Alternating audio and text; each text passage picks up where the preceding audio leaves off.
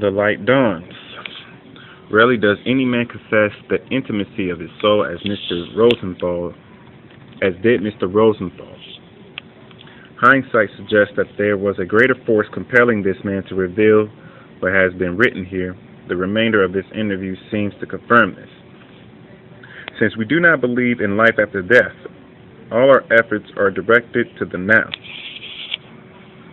Alright, let's read it again. Since we do not believe in life after death, all of our efforts are directed to the now. We are not as foolish as you and will never adopt an ideology that is rooted in self-sacrifice, whereas you will live and die for the benefit of the community. We will live and die only for our individual self. The idea of self-sacrifice is abhorred by Jews. It is abhorred to me. No cause is worth dying, since death is the end. The only time we unite is to preserve our individual selves as a group of wolves unite to attack a prey, but then disperse after each is filled. So we Jews unite when peril is pending, not to preserve our community, but to save our own skin. Right. This attitude permeates our entire being and philosophy. We are not the creators, for to create will only benefit another. How many times they gotta keep saying it, man? They keep telling you they're not the true Jews. They're saying it over and over and over again. Over and over and over again. We are not the creators, for to create will only benefit another. Alright? The white race has clearly been the creators in terms of inventions, achievements, etc. And by them all the families or races of the world have been blessed or have been benefited from them, as prophesied in Genesis 12:3, 28, and 14. And actually, he got that wrong. Now, all nations are blessed through who? Through us, through the Israelites, through Abraham, yes. Now, did all the nations do the things that Abraham told them to do? No. So were they blessed? No. Therefore, you can't use that. But if you don't know about Scripture, you'll go ahead and take what they say. And y'all got to look into these things, man. So that's all a straight fucking lie. And the white race has clearly been the creators. White people can't create shit. Still to this day, y'all can't create a motherfucking thing, man. Y'all take from everybody, man. Y'all don't have a history. Your history is to take and seize. Your history is about rape. But then you want to put on this stigma that we're the ones that putting out rape. When y'all the ones that are actually continuously doing on a continual stroke. Most people still don't know who the hell they are. Why? Because you raped them from their heritage. You know, the only rape that y'all actually go after is when a man takes a woman. But if a woman rapes a man, y'all don't even call that rape, though it is. The shit I'm talking about, man. This proves Jews are not God's chosen people. All right, we are the acquirers, and our interest only in satisfying the self. To understand our philosophy, understand the term to get. We never give, but only take. We never labor, but only enjoys the fruits of others' labor. We do not create, but confiscate. We do not create, but confiscate. We are not the producers, but the parasites. We can physically live within any society, but always remain spiritually apart. To work would be to produce. The highest form of that labor would be to create. Your race has always worked for the satisfaction of what it produces. We will never work for anyone's benefit, only for what we can get. We have used this Aryan attitude to achieve our greatest prosperity. You will work for the enjoyment you derive out of producing, while never being concerned about the pay. We take your productivity for a paltry fee and turn it into fortunes. Right? They take the what attitude? The Aryan attitude, because they're not really Aryan. So they take what I just said. They take everything. Right? Until recently, the pride of workmanship exceeded the quest for high incomes. However, we have been able to enslave society to our own power, which is money, by causing them to seek after it. We have converted the people to our philosophy of getting and acquiring, so that they will never be satisfied. A dissatisfied people are the pawns in our game of world conquest. Thus, we are always seeking and never able to find satisfaction. The very moment they seek happiness outside themselves, they become our willing servants.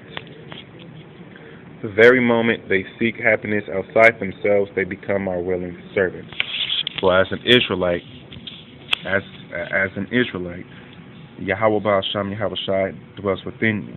So if you're not looking within, yeah, you are the devils. And they know that. And they cut you off from the light, man. The light is Yahweh Baal Shem Yahweh Shai. Alright? Reading it in spirit and in truth, understanding it in spirit and in truth, and accepting it in spirit and in truth, and humbling yourself in spirit and in truth, man. I'm not worrying about if I have to die. You know, if my blood has to be shed for this, then so be it. But you niggas, man, you niggas is whack, man. And these so-called Jews, man, they know what the fuck they doing. They're on the opposite end, man. That's why the Most High said, come out of her, my people. So you don't be partakers of the judgment.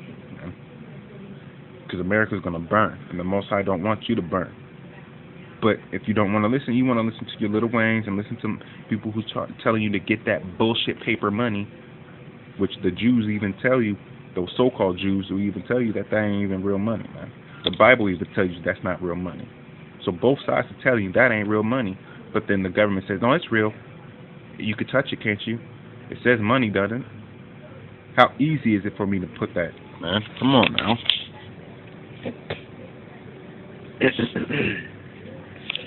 Your people, all right, never realize that we offer them only worthless baubles that cannot bring fulfillment. They procure one and consume it and are not filled. They procure one and consume it and are not filled. We present another. We have an infinite number of outward distractions to the extent that life cannot again turn inward to find its definite fulfillment.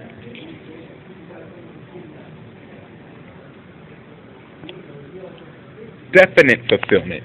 You have become addicted to our medicine, through which we have become your absolute masters. For this creation, Yahweh Shai, Christ said, beware of the leaven of the Pharisees, Matthew 16:6. This is a warning against their Talmudic Babylonian doctrines, which grew in men's minds and primates throughout society until this philosophy finally enslaves them, Colossians 2:8. On the first and fundamental lie, the purpose of which is to make people believe that we are not a nation but a religion. Other lies are subsequently based. Our greatest fear is that this falsehood will be discovered, for we will be stamped out the moment the general public comes into possession of the truth and acts upon it. Alright, so you got to come into possession of the truth and act upon it. What is acting upon it? Coming out here on the highways and the byways, pumping up the truth and sincerity to the best of your ability, in spirit and in truth. Alright? About Yahweh Baal Shem Yahweh Shai and what's going to be coming. Alright? It is one thing to put a man in possession of the truth. To get him to understand it, it's another.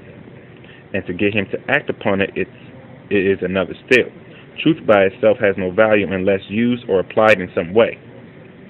It has become apparent that an awakening is occurring even here in America. We have hoped that through our devastation of Christian Germany that any subject dealing with us would be a fearful taboo. However, there seems to be a reassurance here in the one nation that we so strongly control. We are presently making plans for a rapid exodus. That's talking about what? That's talking about your martial law. We know that when the light begins to dawn, there will be no stopping it. When I was talking about that light, what's the light? That's talking about the red moon that you're about to see really soon. All efforts on our part will only intensify that light and draw focus upon it. Alright?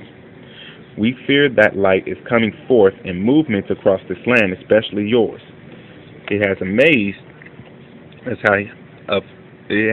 us how you have been successful in reaching the people after we close every door and communication, which proves the scriptures of how is the things of Esau sought up.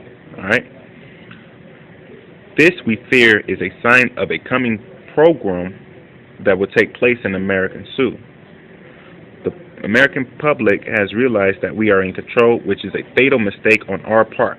This nation can never be the land of the free as long as it is the land of the Jew. This is the concept most patriots cannot understand. Patriots have spent untold man-hours fighting the IRS, the Federal Reserve, the media, Congress, and other government in general. These things are merely tools which the Jew now uses against the distasteful Goyim.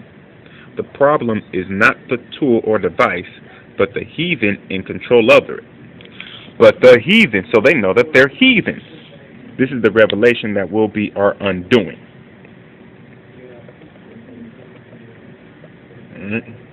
The American people have been usually ruled through our propaganda that the pen is mightier than the sword. We virtually get away with murder, and all the Goy do is talk about it, which is ineffective since we, the masters of propaganda, always publish a contradicting account.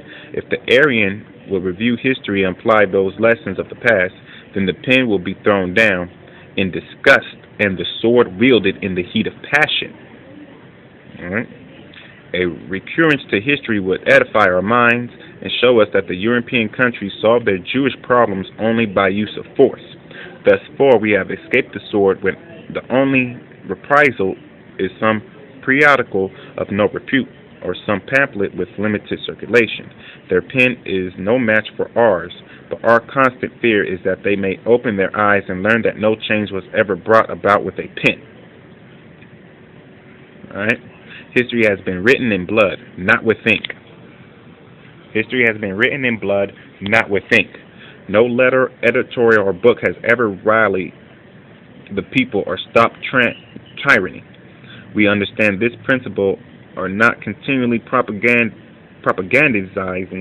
the people to write letters to the president, to Congress, and to their local media. We are safe to continually exploit, intimidate, and disfranchise the white American as long as they are preoccupied with the illusion of educating the masses through printed material. Woe be unto us if they ever see the futility of it, lay down the pen, and employ the sword. All right? History confirms that the fact that the passions of an aroused minority, no matter how small a group, have exerted enough power to topple the greatest empire. The movements that control destiny are not those that rest on the inactive majority, but on the sheer force of an active minority. Will is power, not numbers. Now, what's the will? The will of who? The Most High.